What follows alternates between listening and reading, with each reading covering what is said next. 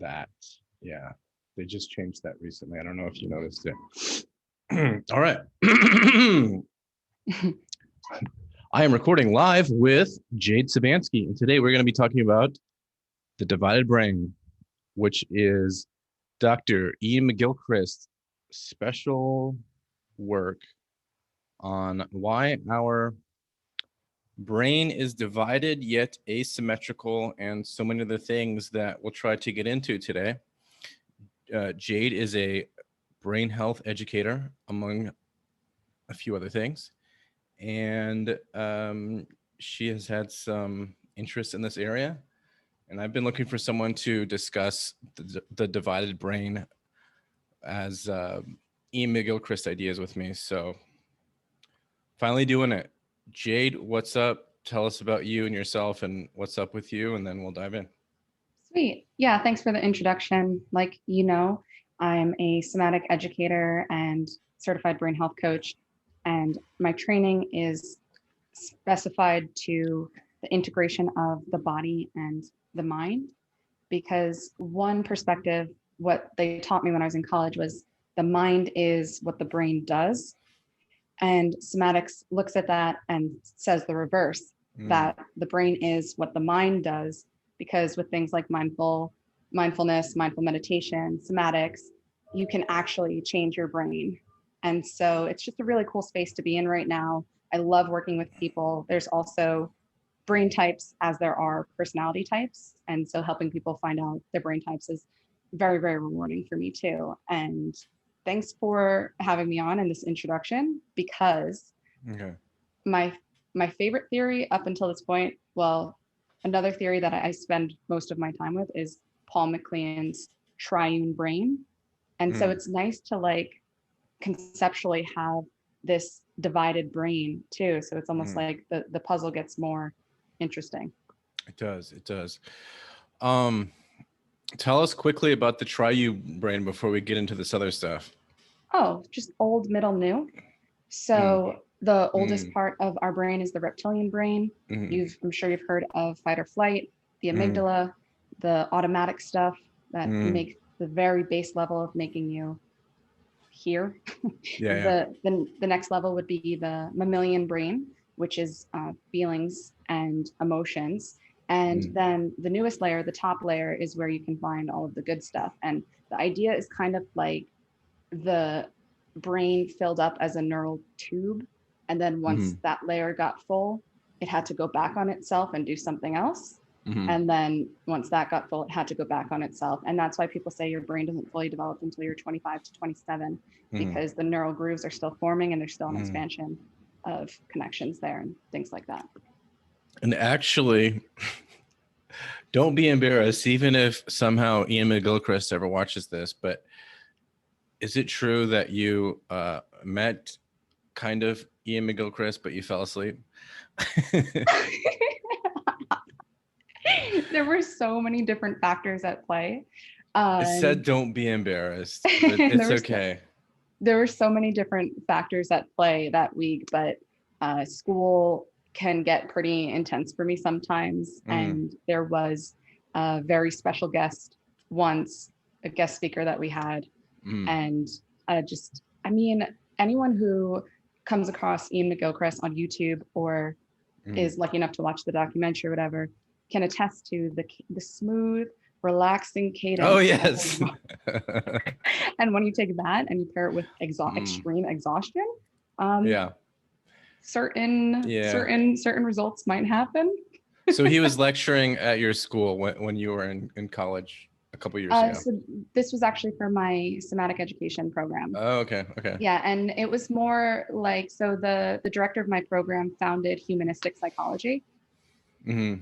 and she really is just incredible and amazing and has brought a lot of really interesting people to interview and talk about somatics with. And Mm, so what typically happens with experts is they would watch a session of um, maybe a somatic movement or some type of healing process, and then there would be a discussion afterwards about like how that compares to whatever this person is saying. So we did like mm. somatics and biofeedback, somatics and Feldenkrais, and then Take a at some nap. point. Yeah. That's Yeah. okay. It happens. No, that's interesting. I mean, yeah, he does have that the kind of lecturing voice to it's very soft and soothing. And Mm, although he gets, I think what might be a little bit more interesting for those who are getting into him is one, his book, two, his documentary that we're going to talk about a little bit today, and then three, what do you call it? When he does like podcast interviews, especially the last, well, actually both of them he did with Jordan Peterson were really good. He'll get a little bit more worked up there, but when he's lecturing, it'll be a little bit like soothing and monotone, which is fine. But anyway, so yeah, so we decided to go over the Divided Brain documentary, and I want to go over some of these points and details and the idea, and kind of use it as like an introduction for maybe I'll do another one of these later when I can get with somebody who's like read the book. But it's kind of a big challenging book. It actually mm, has two parts. It has the first part is kind of like the psychiatry, the biological part as to the mhm. divided brain, and the second part is like the history and philosophy part. Um, but yeah, so we're going to be talking about the documentary today, The Divided Brain, which is Ian McGilchrist's work. Um, so you just watched that documentary recently, and what are some of the things that stood out to you initially? Well, it's really exciting to be a part of a time and conversation when we're looking at this kind of stuff, Mm, where essentially what he's saying is that the right and left hemisphere are part of the same brain, but they operate and function completely different from one another. mm, And it's this dichotomy that allows us to have so much dimension in the human experience, which is really cool. One thing that I think would have taken the documentary to the next level is if we mm, actually looked at some brain scans or if we mm. looked at some images. Oscar, go back to sleep. It starts. It starts. This is real life. This is real life though. Real life. All right. Stand by. I guess I'm gonna give this stand by. I'm gonna make a deal. Be right All back. right. All right. Go and do your negotiation.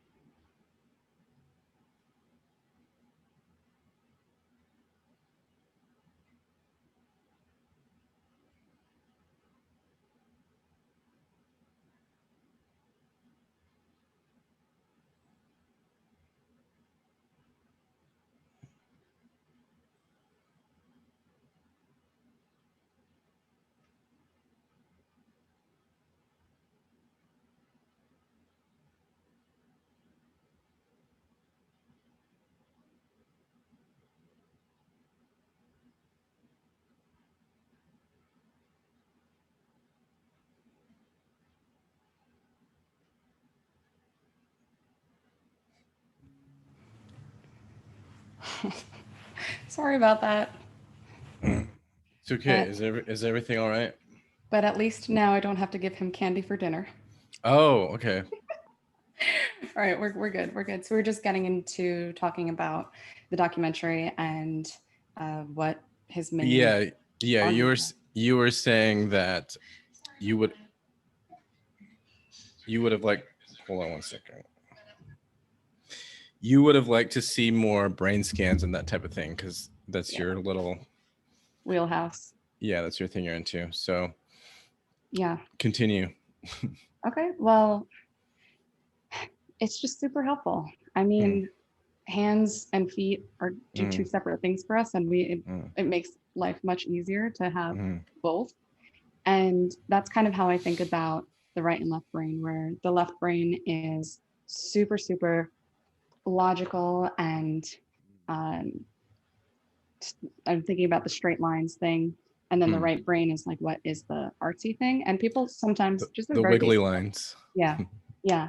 People at a very basic level typically think like the left brain would be artsy because of like lefties and creativity and like different, but it's actually the opposite of that, where it's the right brain, the right hemisphere. And Mm, so we could use Paul MacLean's triune brain here a little bit, because what we're talking about, I said old brain, middle brain, new brain. What we're talking about here is just in the new brain. So it's not like you have a right and left amygdala. It's that you have specialized areas. So language is on the left side. mm, mm, And what's really interesting is that the left side of the brain is regarded as the happy side of the brain. And there have been studies that have shown that if there's like a contusion, a concussion, some kind of TBI on the left hemisphere, that mm, that person becomes like kind of loses their ability to be happy. And so it's mm. interesting to take that into consideration when we think about what how the left brain is actually functioning and whatnot. And so there's that. So basically, uh, yeah, So yeah, so in the documentary, he was only able to get into um, an overview because it was just a little over an hour documentary. The book is sort of long, and he's about to publish a book that he says is longer than the Bible. It's called The yeah, Matter of Things. So he does a lot of work and research in these areas, but in the documentary, he kind of summed it up as like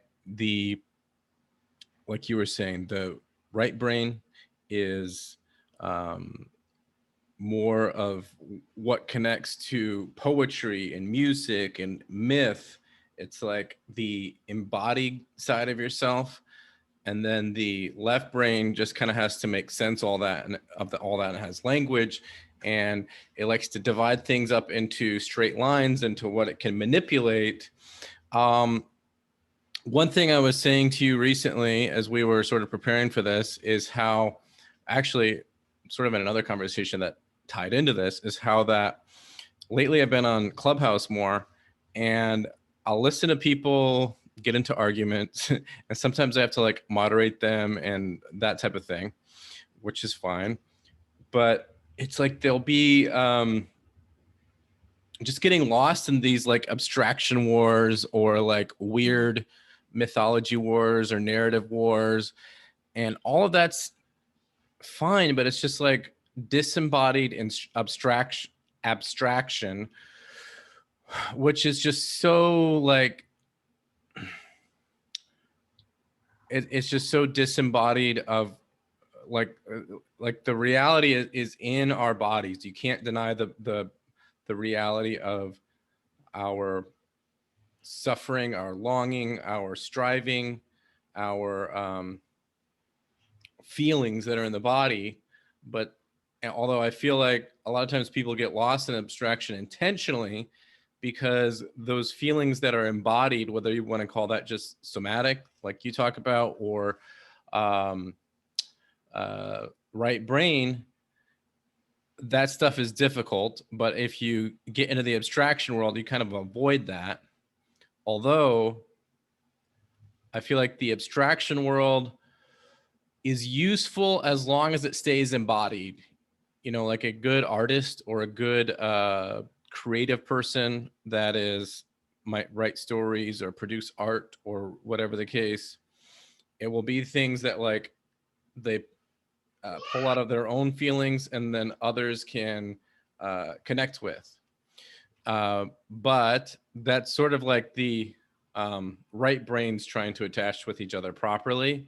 Whereas what we do often is um, just getting the abstraction side of like the straight lines and the bits we can manipulate in the left brain. And the reason is because we have this sort of need for control or to feel control, probably.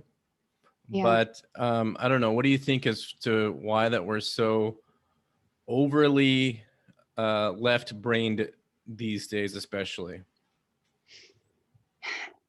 Well, is that the way it is, or is that just the way it seems?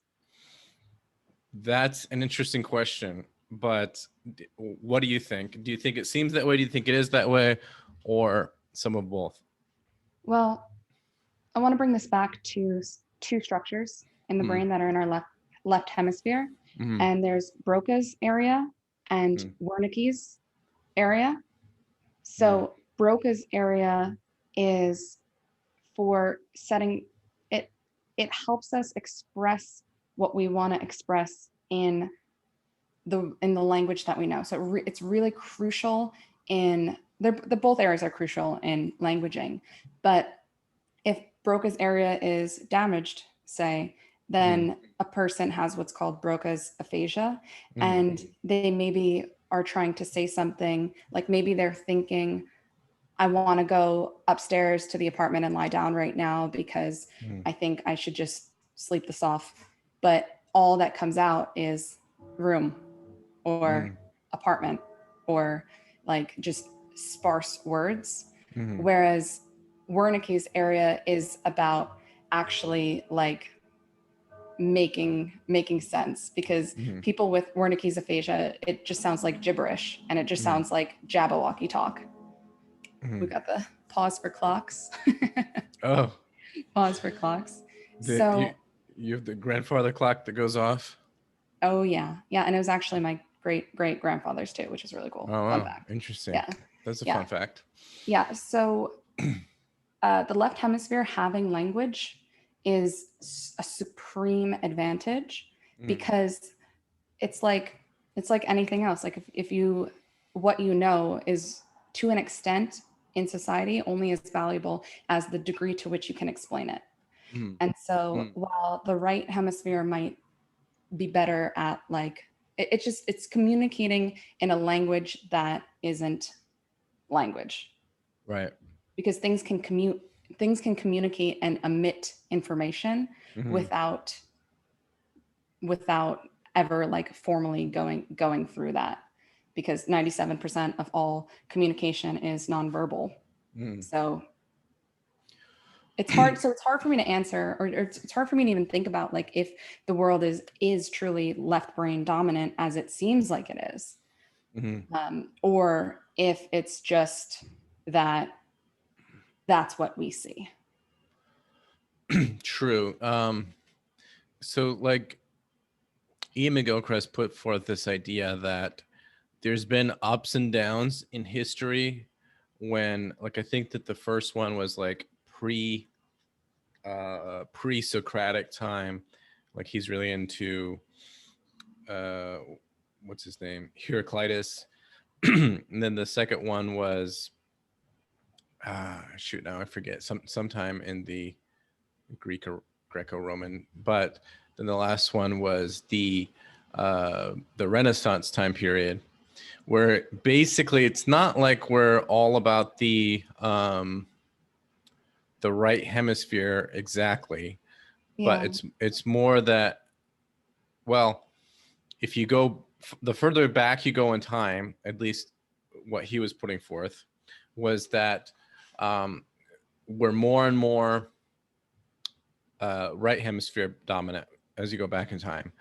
Yeah. And probably what's good or maybe best, but who knows, is to be something like balanced between the right and left. But Yep. I think that's, and maybe at different times in history we've been more balanced, but with a favoring toward one or the other. and further back in history is more favoring towards the right. And now at least it seems to be more favoring towards the left hemisphere sort of way of looking at the world. Yeah. And one way that he studied this, both in the book, at least one chapter, and then in the documentary, is the split brain patients, because they would have so these people would basically have the right and left hemisphere detached, for those who are trying to deal with seizures. And for the most part, I think it cured their seizures, but then it was like two people in one, and basically the left side of their body had a different personality from the right side of their body.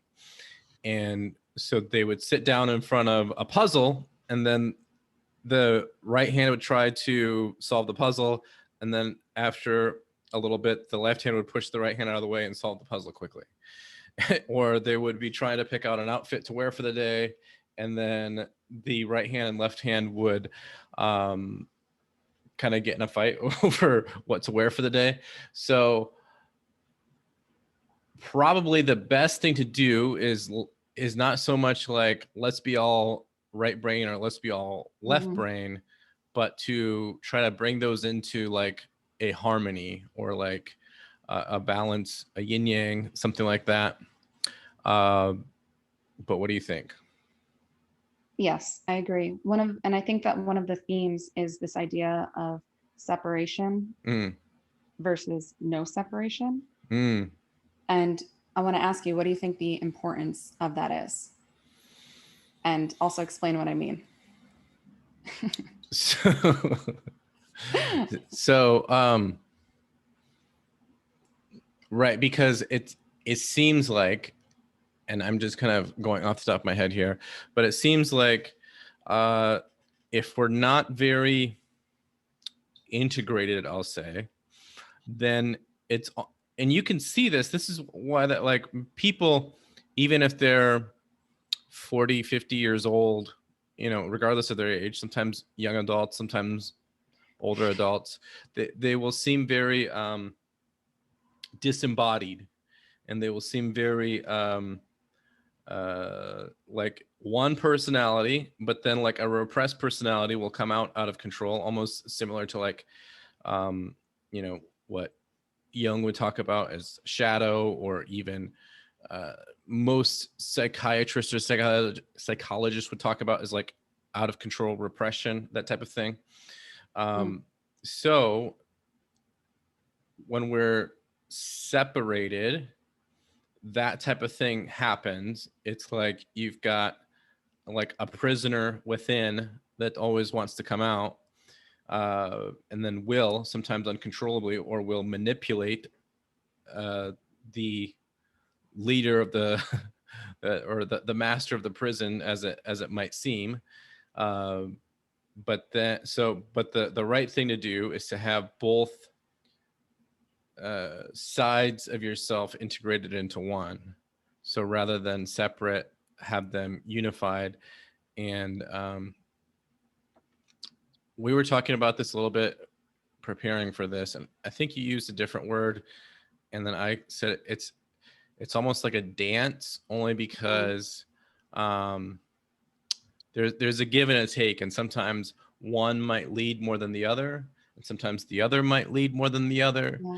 And yeah, we definitely want to know when to like get a little bit, so because like sometimes they call the left brain or the right brain is often called like the automatic, and then no, I forget the word in that case for the left brain. You might know it, but so basically the left brain will be learning, and then once that it's encoded in the consciousness, then it becomes automatic from the right brain. But what say you? That was all awesome. And I actually was just referencing to the fact that the right brain doesn't understand separation. The left brain wants to separate everything. Right. Get it into bits it can manipulate. And the ability to distinguish Mm, and the ability to see the entire picture are two separate skills that are mm, integral to a comfortable human experience. And I really like the way that he, or somebody in the documentary, described this, because he basically said that, it wouldn't make sense to say this is my lower arm and this is my upper arm, or this is the bottom of my lower arm and this is the top of my upper arm, right, because it's like, dude, it's just your arm. What are you right. talking about? I Mm, don't see this distinction. And even that is an incomplete analogy, because it's so much more intensified mm, in the actual experience. right. Whereas the left brain is like, no, this is my left arm. Mm, And I know that there's these bones and these fibers and mm, this skin is here, and my left arm is the issue. So when I go to the doctor, we're going to talk about my left arm, not my right right, arm. And right. so just having those two separate skills, it's like, well, first of all, shout out to anyone raising children. Shout it, out. it really is. Challenging. Yes, it is. And with kids, and Jordan Peterson talks about this too, it's a Mm, balance right, between right. wanting them to thrive and explore and play and grow and expand, and they really do need movement, and Mm, play on the jungle gym, climb the tree or whatever. But mm. also, you don't want them to crack their head open. And so the ability to Yeah. have fun and the ability to kill fun work in opposition seemingly, but they're actually working together towards Mm, some overarching goal. mm, And that's exactly, in my opinion, what's going on with the right and left hemisphere, where right. they are opposing each other, but also can't be without. Yeah, yeah. They're like coming into a unity, but um, it's always going to be a give and take, because sometimes one will be more needed and sometimes the other will be more needed, and it's hard to say which that is. Like, did you watch that clip with Jordan Peterson Yeah. talking to? Okay, because he made the point in that little Jordan Peterson clip, which I'll link below this later for people. Um, he'll always clarify himself, Emil Chris, that the both hemispheres are completely important, Mm-hmm. but he just thinks that the world is too um, left hemisphere dominant Yeah. right now, Yeah. and it I don't it that and that's still a it's still a bit of a challenge, because maybe what it is the right hemisphere can't go away, but it just doesn't have the language. It doesn't have Yeah. the concrete things to like put into this world to be like, hey, here's what's going on. Uh, whereas that's kind of the world of the left hemisphere. But maybe the issue is less so that um, one is more dominant than the other. In fact, maybe it's even the other way around. The right hemisphere is just as dominant as always, but not as seen or as obvious Yeah. or as noticed. But there's that division and separation that's a bit too much. Yeah. Um, but what do you think? Yeah. That's a really excellent point, and that's what I was trying to talk about a little Mm, bit earlier too. mm, I feel like Ian McGilchrist's mm, argument, or one of his main arguments at mm. least, is, yeah, the left brain is lit, but It's lit. do not sleep on the right brain. Mm-hmm. And it's basically like, we are just overlooking some of our right-sided tendencies right now in society, as far as we love when things can get measured, but sometimes the easiest thing to measure isn't the best metric. Mm-hmm.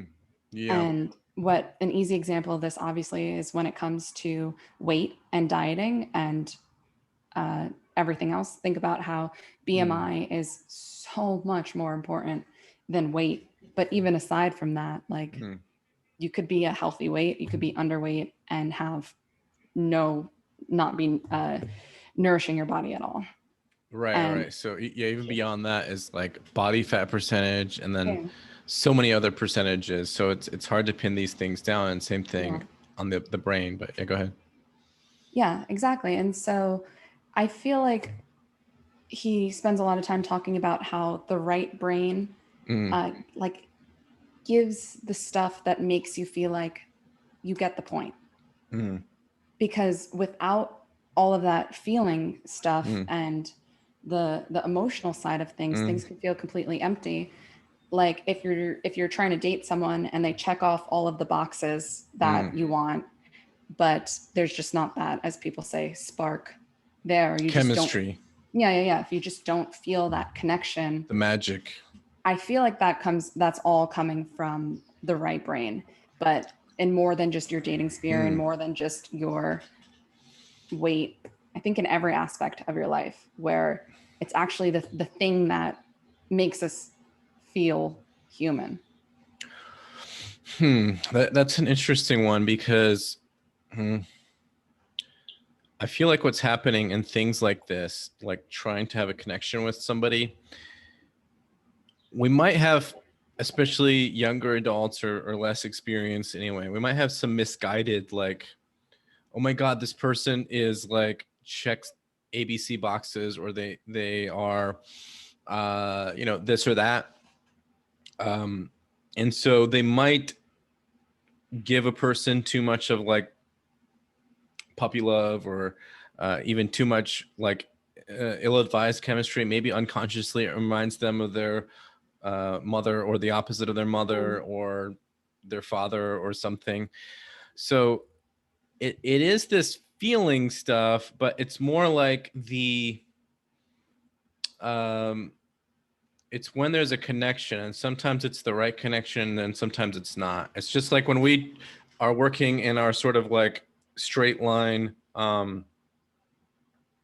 uh, left brain, everything's about like like we can feel it out, figure it out, and everything else. But I feel like a lot of times the right brain does that, but in different ways. It's like, okay, I think this is the symbol I want, or like um, the type of person that I want to connect with, and then it feels it out by like trying to make a connection with this person, and then that feels like love and that type of thing. And of course, it is to a certain degree.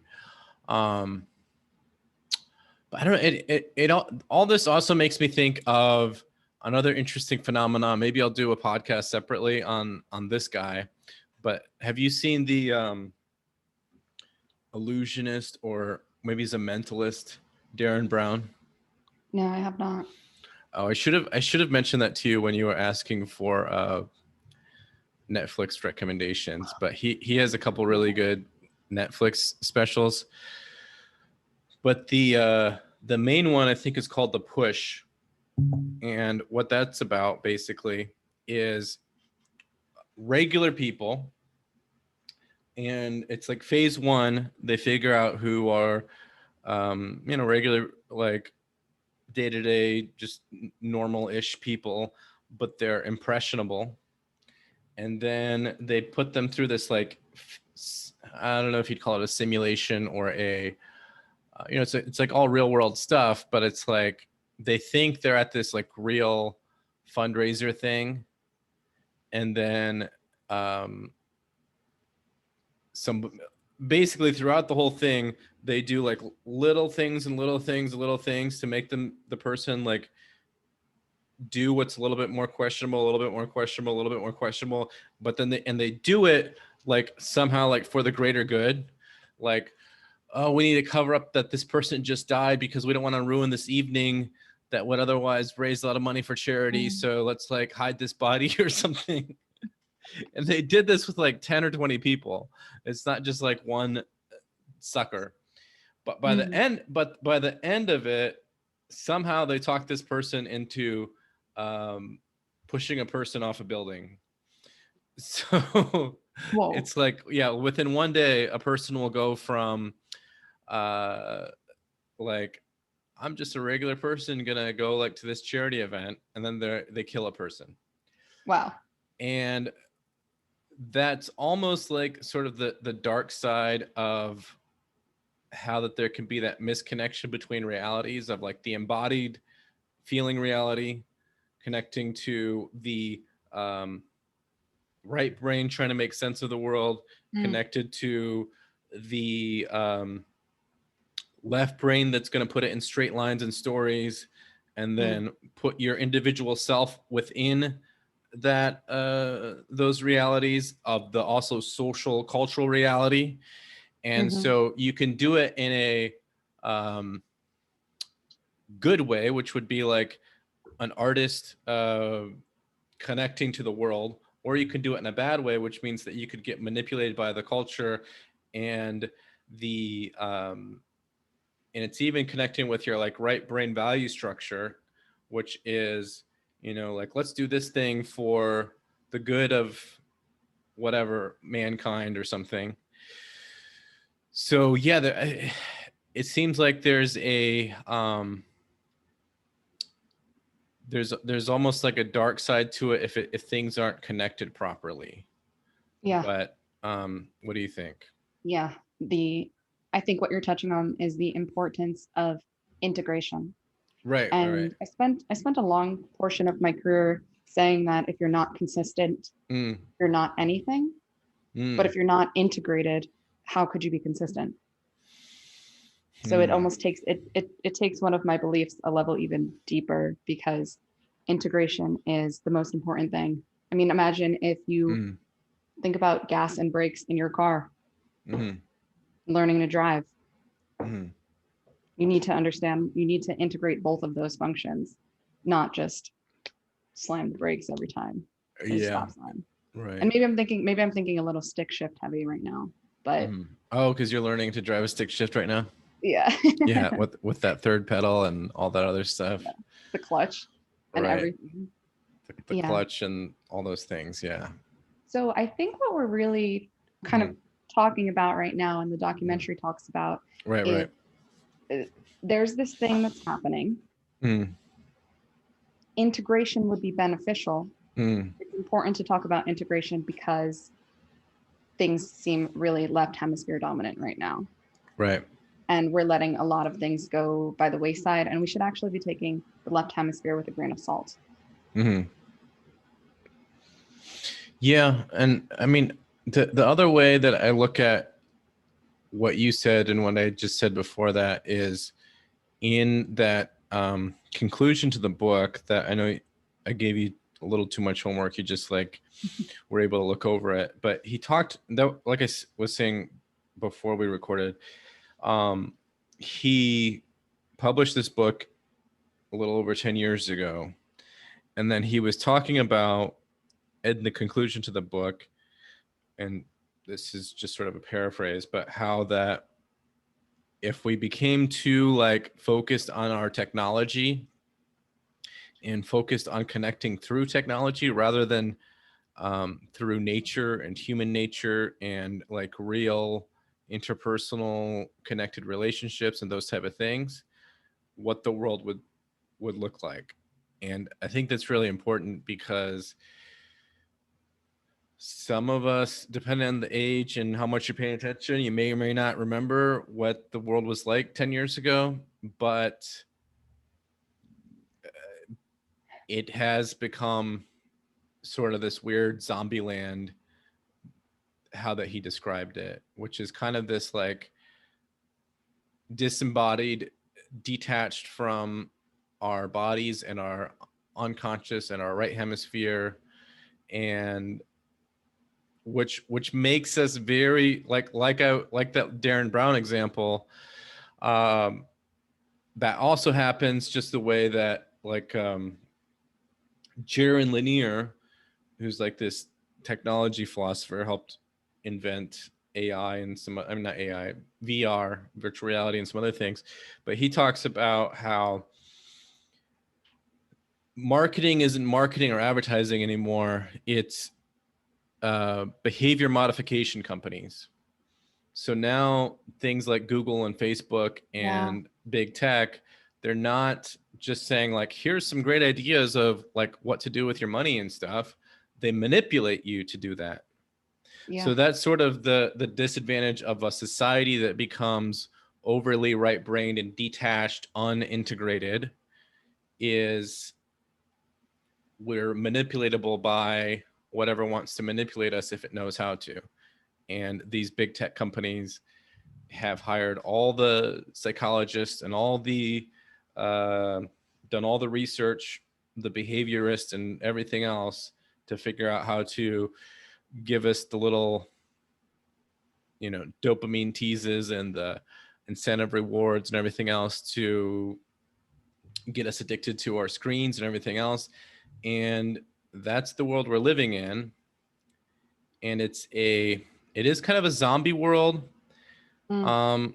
But in our sort of like being separated from our souls, I think that the sort of bright side, if there is one, is that also anyone can find their soul when they realize they've lost it. Mm. We do have that opportunity, but that's getting into the philosophical, spiritual more. But I don't know. Yeah. What's your take on that? You touched a bit on behavior modification. Right. And I'm going to preface this just by saying that I love America and it's my favorite country on the planet. And this is not a rag on our nation at all. But apparently, there's this phenomenon going on right now where there's a bunch of scantily clad women on TikTok and other places on the internet. I'm not on TikTok yet. So this is all secondhand information. But apparently, what is happening is on 90% of those accounts, if you scroll back far enough in their feed, like their first posts are just normal women in like sweatshirts hanging out living their lives, but since they get rewarded to act a certain way, and for the sake of this conversation we'll just call them TikTok thoughts. That's okay. Sure. That the algorithms reward a certain type of behavior, and like slowly over time they take off their clothes and act differently. And that was the biggest example that I thought of when you were talking about that. And it's just like it's not even that, like, the algorithms are kind of like a virus in a certain way. They are. And I do feel like we're living in the most interesting part of history so far, and that future generations will look back and laugh at us and be like, what were they doing?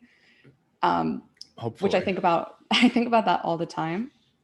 And it's just the algos, like, they don't even care. Like, the algos don't want to see naked women. Like, they don't care what's popular. They just care that it's popular. Right. They actually don't care at all because they're not feeling entities, because they are not, they don't even they're not they're just artificial intelligence that has no feelings and no like anything like compassion or empathy or those type of things. It's just what are going to make different people look at their screens the most. And that's what's really screwed up about it, because a lot of us are like, yay, free internet things, like yay, free TikTok, free, and some people even make money off of it, and free, Facebook and all that. Yeah. But we're paying with our attention, and the attention that we're selling is being sold to people who are not usually making money, or if they are, it's not very much. But they are taking, we're giving our attention to each other, and then there's a third party that's just manipulating that and making their own money off of it and manipulating our behavior. And it is part of the, not necessarily one hemisphere over the other, as much as it's just the, rather than integration, we're being disintegrated. Yeah. The For real, though. the disintegration is one that is kind of sad and scary, like a zombie world that most people don't realize that they're in. But the only good part to it, or the main one, is that it makes people get so alienated to themselves that they have to at some point wake up to it, like wake up to the reality, and then try to, and that's what's like been such a phenomenon the last few years, especially the last 10-ish years, is like different kinds of like, hey, we're offering red pills, and hey, come to the woke camp, and it's all about like waking up. And some of them do that differently or better than others, but they think it's about waking up. But that's the thing with like the left hemisphere. It's kind of like a teenager, that thinks it's all smart, or a kid that thinks it's all smart, and it's like, hey, I got everything figured out. But a wise person knows that they've never got things figured out, and then when it thinks it's got everything figured out, then it starts making more mistakes. And so we're in a disintegrated world where people have to find their souls. So we slipped into the spiritual realm, sort of. So there's this yes. guy. Okay. And who's the comedian? Peter Russell? Or Russell Peters? Which one is the comedian? I think it's Russell Peters. Okay, so then Peter Russell's is a medical scientist. Okay. And he wrote a phenomenal book called From Science to God. Interesting. And he has his doctorate in physics, and he explores how consciousness is the bridge between the two. Mm-hmm. Because neither one of those, science can't explain consciousness, neither can spirituality. And he talks about what a fickle experience consciousness can be. Right. Yeah. So I highly recommend it. Yeah, and it seems like, what is it? Yes, so it's all about trying to figure out how to reintegrate. So,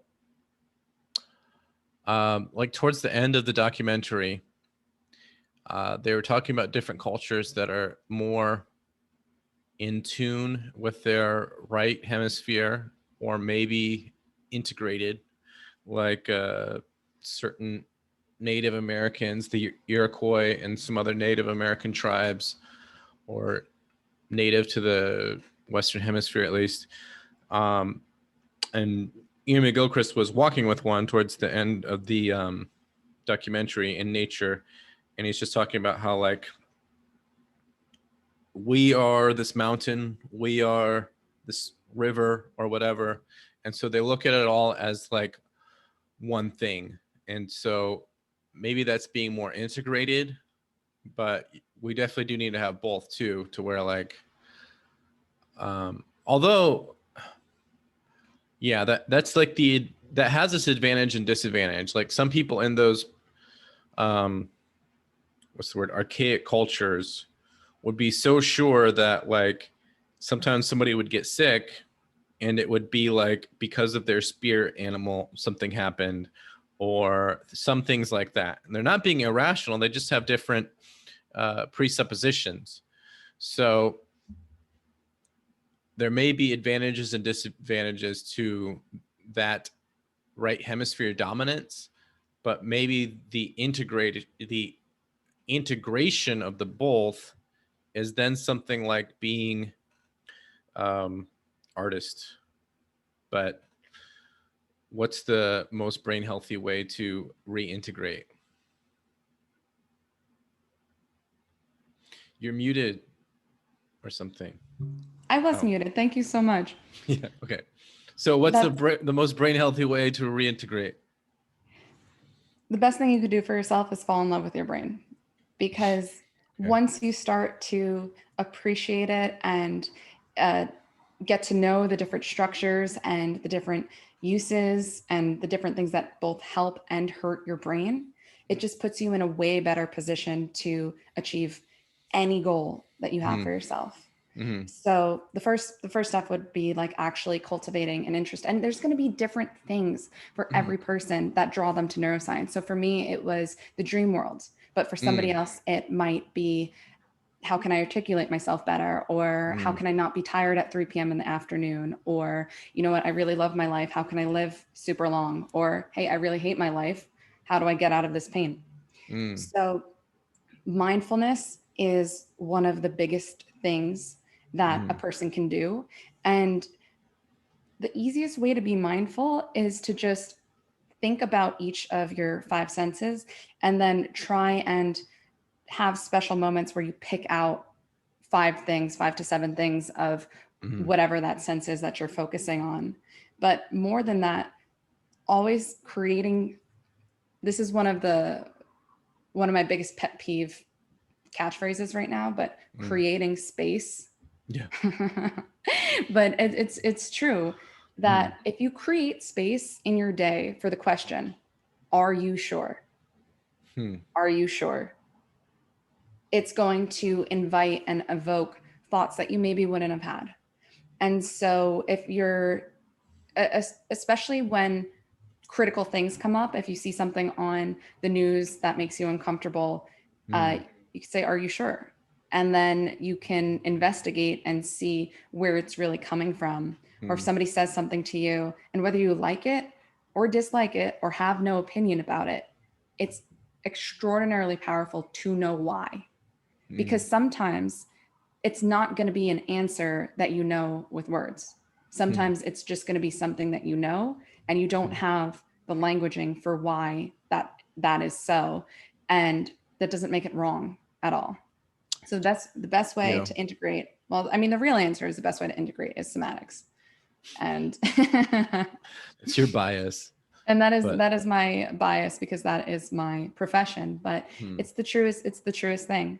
The best way Hmm. to integrate your body, I mean your left and right hemisphere, is to understand the relationship between your body and your mind. Yeah. And what's a because when I'm not the semantics expert that you are, but when when you say that, is that like becoming and I know that there's like a whole practice with it, but is it like becoming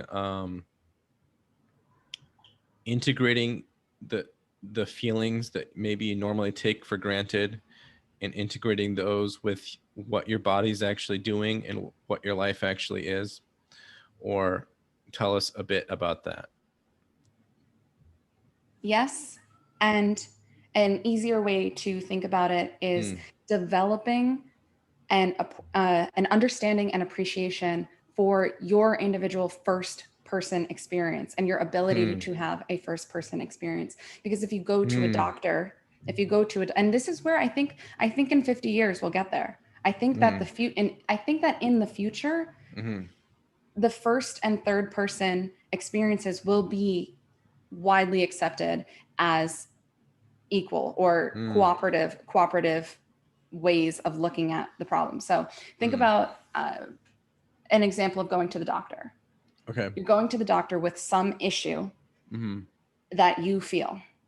Now this doctor, this third party entity that has been trained and trained and trained in medical school and studying all the things, is Mm. diagnosing you with Right. what he or she thinks is the problem and giving that whatever the solution might be, if it's antibiotic, if it's rest, whatever. I think that in the future, people will understand the importance of taking their first person experience seriously, because the first person opinion might not always be in agreement with the third person Mm. understanding of the situation that's going on. Mm. And just because that person went to medical school and is a doctor might, like, that, what is, how could that possibly take away from the Right. experience that the person is having? Right. I think a lot of people, they don't want that like our culture now is very averse to responsibility and liability on any level. And so now like the doctors are more and more not telling people what to do, but they're saying, here's a lot of like options and information, but make up your own mind. And then Yeah. and then the patients of those doctors are saying, but tell me what to do. Because nobody Yeah. wants to make the decision, because if either person makes that decision, whether that's first person or whatever, then they're responsible for it. And then if that doesn't work out, then they've got nobody to blame but themselves. Right. And maybe that's a disembodied or disintegrated left hemisphere dominance, Right. because yeah, then that person feels um, like they can fail at something. Where if you put the responsibility on someone else, then the other person is at risk of failure. Yes. Um, Yes. yeah. Perfectionistic or Hmm. perfectionism, self sabotage at its best, right? If I don't Hmm. try my hardest at this thing and fail, Hmm. I have the mental comfort of, well, I didn't try my hardest. So that's an explanation that I can hang on to. And Right, when right, we right, call it, when we label it as self-sabotage, it sounds negative and has, not the best connotation to it. But right, it's important to understand that uh, your brain is really just trying to keep you to survive. right. Your brain just wants survival. It's really just doing its best. So even to label it and judge that Hmm. phenomenon as something negative um, might not be as lit as people think it is. Well, I think what's happening there, and this is all just kind of like exploring this phenomena of what's going on between this hemisphere separation or like Mhm. two personality disintegration and how to reintegrate. But it's that our environment is full of challenges. Um, just like animals in the wild or us maybe 100,000 years ago or whatever, tens of thousands of years ago at least.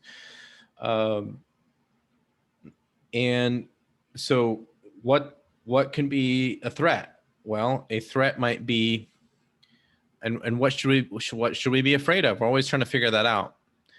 But so we're trying to learn, like, are these people trustworthy? Are these people good?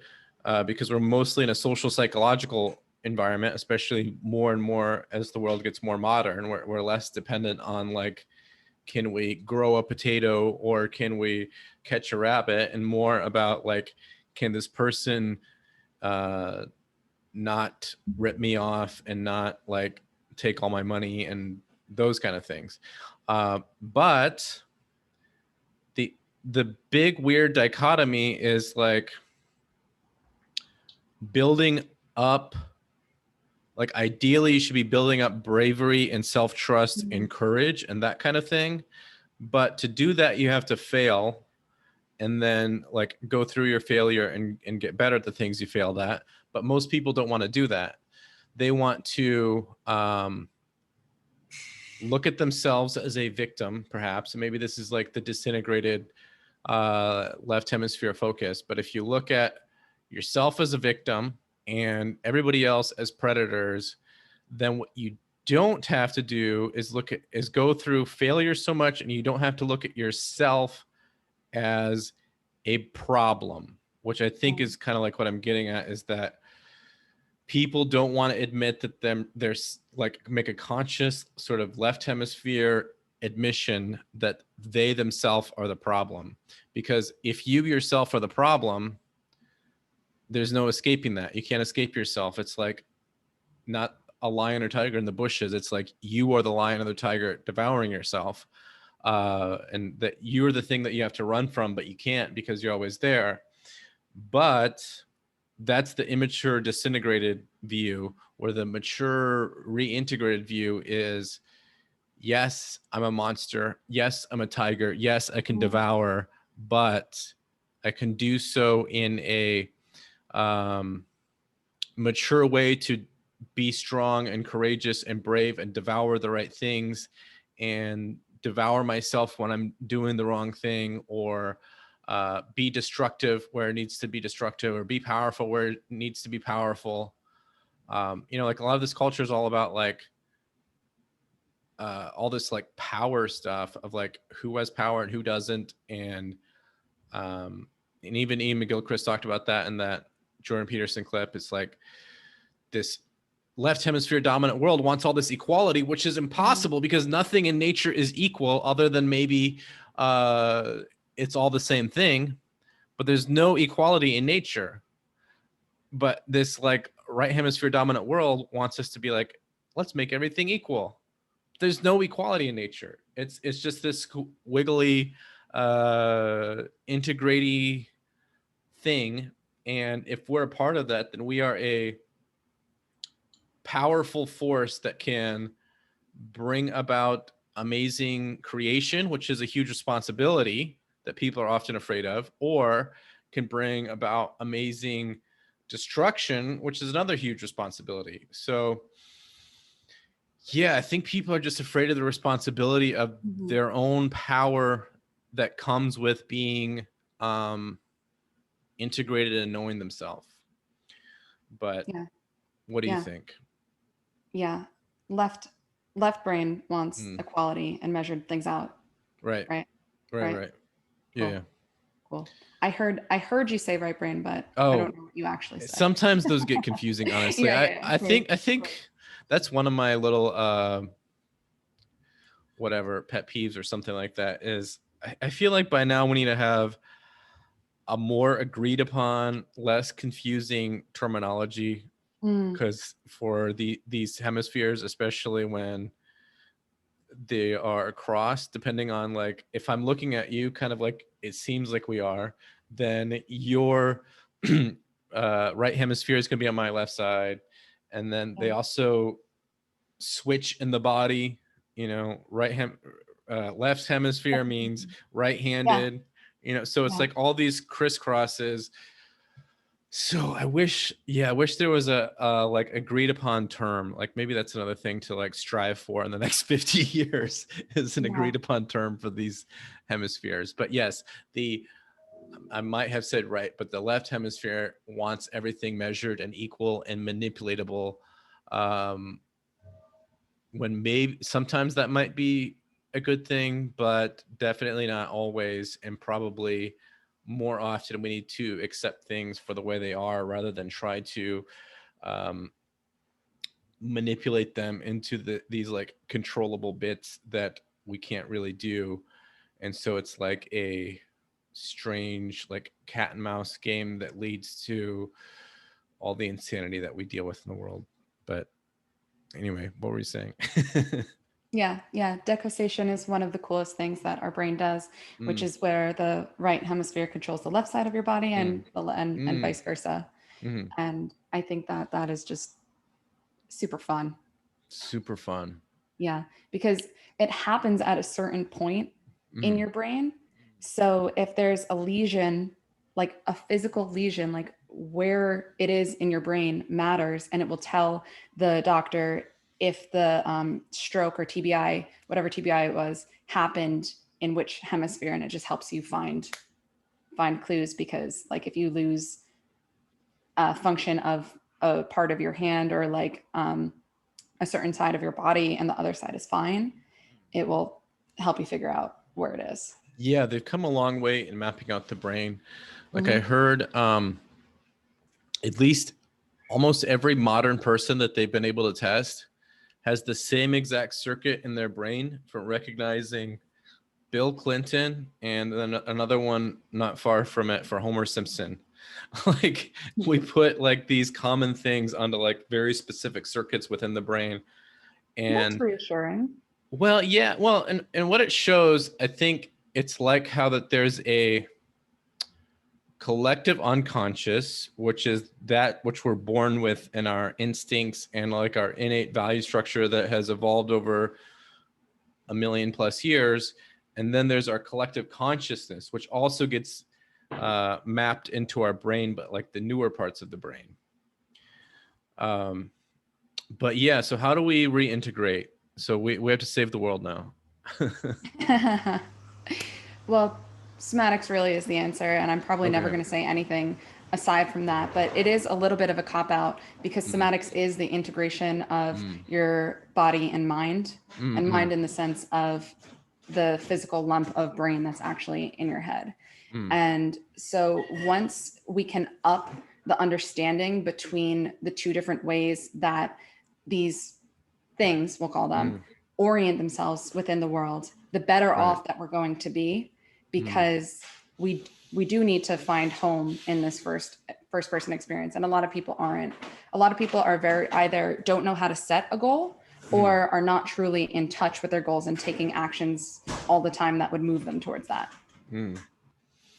So like when I think of reintegration, I think of and this isn't disagreeing with you, but I think of the interplay between those things, the culture, sort of the collective consciousness, as Jung Mhm. might call it, or the zeitgeist, versus the collective unconscious, which is that innate primordial feeling structure, you might call it. And then in the middle of those two things, the interplay between those two poles is each individual. And each individual uh, will go, and which is sort of like a uh, right hemisphere collectiveness versus a left hemisphere collectiveness. And the individual, sort of like the corpus callosum between those things, will have to sometimes will want to go one way or the other. Now, Mhm. going to the right hemisphere can be a lot like schizophrenia and a lot like a crazy person. But going too far to the left is like some of these disembodied NPC, non-player character people that we know about these days, that everybody's like, oh no, they need to take like red pills or become woke or whatever else. Mhm. But what we need to do is become, again, to sort of use Jungian terms, which is maybe sort of my bias at the time, is to become individuated, which means like you become, even Nietzsche was big on this before Jung, who was very influential on Jung, of course, which Mhm. was that forget how he said it exactly, but and then I think Carl Jung sort of got it from him, but it's like the greatest thing you can do or become is who you are. It's like you have to become who you are, and so becoming who you are means like your unique um, flowing of both of those worlds, your unique position between the collective unconscious and the collective consciousness. And Yeah. then the reason this all comes together is, and this kind of gets into the topic of some of the clubhouse rooms I'm going to be doing. One actually today on Anonymous, and then one on Synchronicity on Friday night. Fun. But that if we don't integrate those will be like at a chaotic war, and sometimes it comes across as like repressions trying to come out and Mhm. synchronicities trying to bring back the integration. Oh yeah. And uh yeah, so it's like we can either help the integration, or we're gonna be like crazy person being like, why is everything so chaotic? But yeah, so what do you think? There's a phrase I've been hearing in my head during our conversation, and that Mm. is get you somebody who can do both. That's And what your head was saying.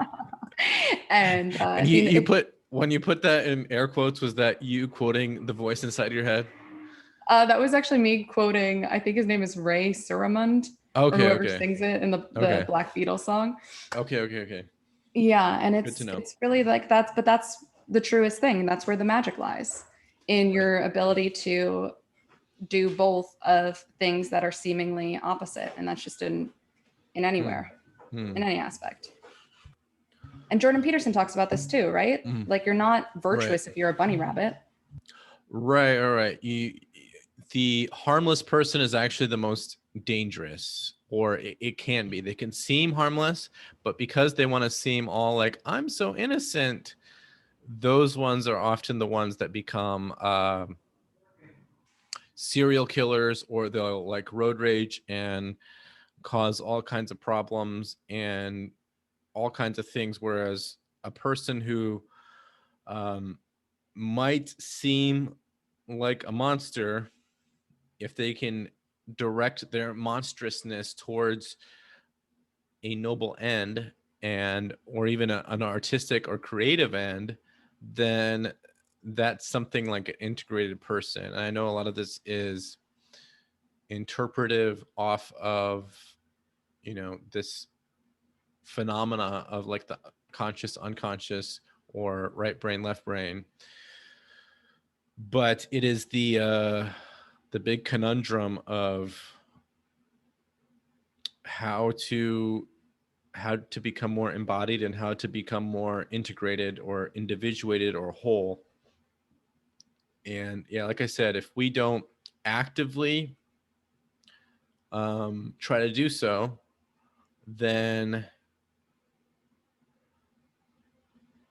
the right brain tries to make it happen, which kind of gets into this little interpretation of that what was it, that conversation that Jordan Peterson and Ian McGilchrist were having, where Jordan Peterson's trying to make sense of all of this, and he brought up Matt Ridley and some other books recently that were saying the world is actually becoming a better place, even in spite of how maybe it seems like we're accidentally screwing it up. We're accidentally making it better almost by like eradicating poverty and all of this. And I think that is sort of like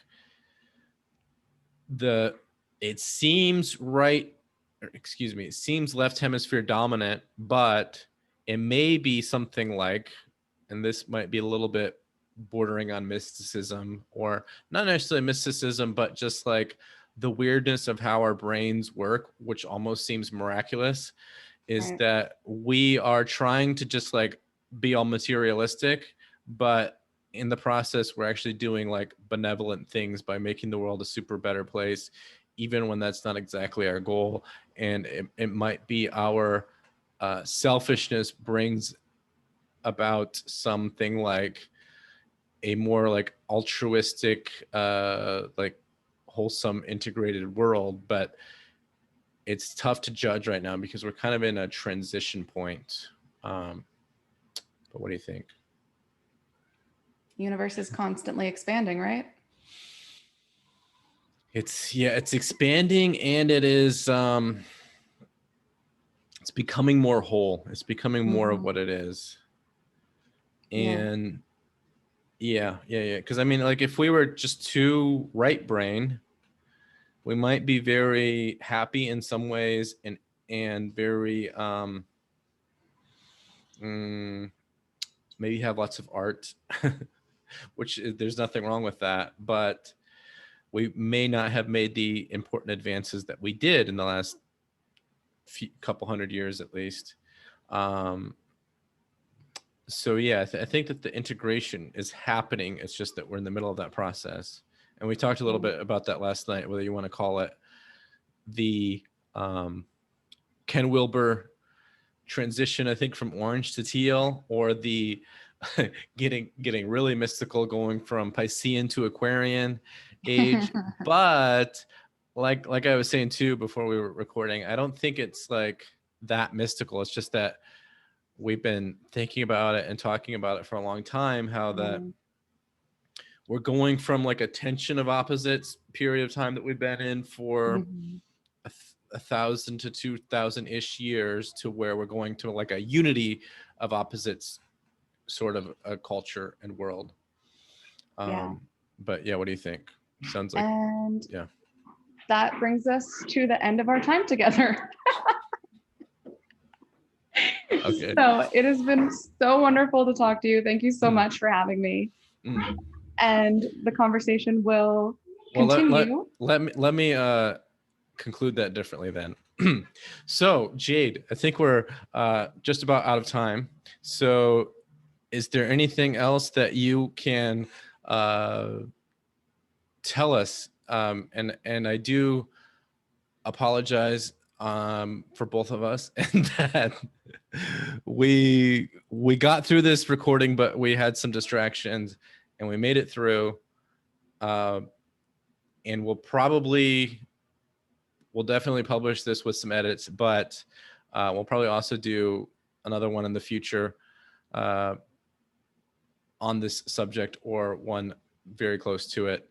But anyway, yeah, give us some closing thoughts as we're out of time.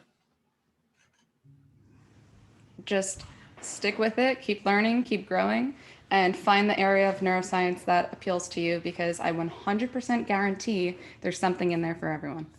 All right. Yeah. Keep becoming whole and integrated and powerful and all those things. And again, thank you very much. And stay tuned for more Jade Sabansky and everything else in the coming weeks. Thanks a lot. Thanks, guys. All right. Bye.